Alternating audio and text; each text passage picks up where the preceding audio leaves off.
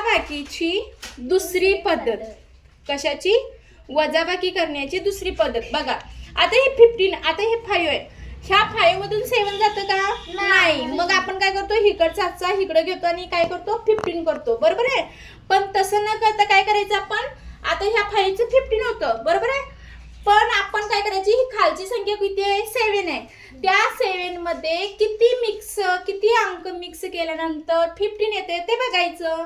मग किती अंक मिक्स केल्यावर 15 होतं? 8. मग इथं काय लिहायचं, 8 लिहायचं. मग आता इकडचं 15 होत होतं. मग त्या 15चा एक हातचा कुठे द्यायचा, इथं खाली द्यायचा. मग 9 मधून 5 घालवायचं. 9 मधून 5 गेल्यावर किती राहिला, 4.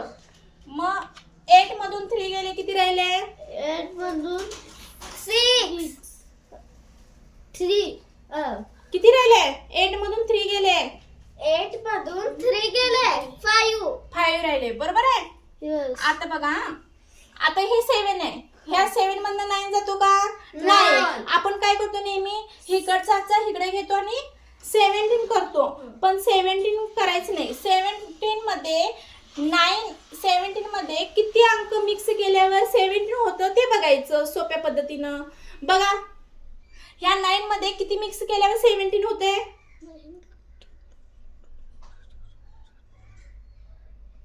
बघा किती मिक्स केल्यावर होते, 8 किती, 8 8 मिक्स केल्यावर किती होते, 17. बरोबर आहे का?